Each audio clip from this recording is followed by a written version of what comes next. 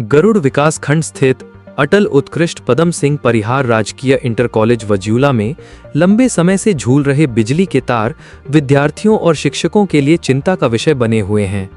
School परिसर के बिल्कुल समीप लटक रहे ये तार किसी भी समय बड़े हादसे का कारण बन सकते हैं।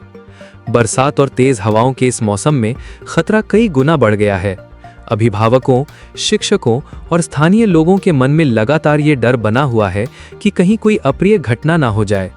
क्षेत्र पंचायत सदस्य प्रमोद जोशी राघव प्रेमी ने इस मामले पर गहरी चिंता जताते हुए कहा कि यदि समय रहते इन तारों को सुरक्षित स्थान पर स्थानांतरित नहीं किया गया तो किसी भी दिन बड़ा हादसा हो सकता है, जिसकी पूरी जिम्मेदारी संबंधित विभाग की होगी।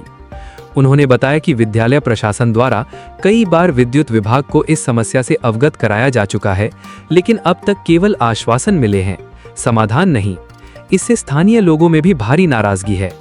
प्रमोद जोशी ने विद्युत विभाग और जिला प्रशासन को 3 दिन का अल्टीमेटम देते हुए चेतावनी दी है कि यदि इस अवधि के भीतर झूलते बिजली के तारों को सुरक्षित नहीं किया गया तो वे विद्यालय परिसर में ही धरने पर बैठेंगे और जन आंदोलन शुरू करेंगे। स्थानीय लोगों और अभिभावकों की मांग है कि बच्चों की सुरक्षा को सर्वोच्च प्राथमिकता दी जाए और किसी हादसे का इंतजार करने के बजाय तत्काल कार्रवाई करते हुए इन खतरनाक बिजली के तारों को हटाया जाए। अब बड़ा सवाल यही है, क्या प्रशासन किसी दुर्घटना के बाद जागेगा या फिर समय रहते बच्चों की सुरक्षा सुनिश्चित करेगा? अटल उत्कृष्ट पदम सिंह परिहार राजकीय इंटर कॉलेज वज्यूला में लगातार बिजली के जो तार हैं वो झूल रहे हैं।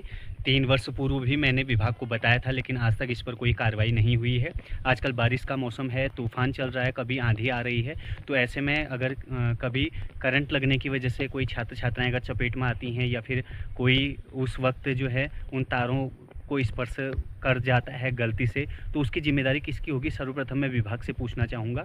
और इसके लिए कई बार जो है मौखिक रूप में भी सूचित कर दिया गया है। 3 वर्ष पूर्व मैंने खुद इस पर एक रिपोर्ट बनाई थी, वो भी मैंने विभाग को बताया, तो उसके बाद भी स्थिति जस की तस बनी हुई है। अब आज ही जो है जेई सर से मेरी बात हुई है, इस संदर्भ में वार्ता हुई है, तो उन्होंने कहा है कि कोशिश करते हैं हम इसको स्थानांतरित करते हैं। तो मैं विभाग से कहना चाहूँगा कि जल्द से जल्द 3 दिन के भीतर इस विद्युत की लाइन को स्थानांतरित करने की कृपा करें, अन्यथा हम सभी लोगों को आंदोलन के लिए या फिर कोई बड़ा प्रदर्शन करने के लिए बाध्य होना पड़ेगा और जिसकी संपूर्ण जिम्मेदारी विभाग की होगी।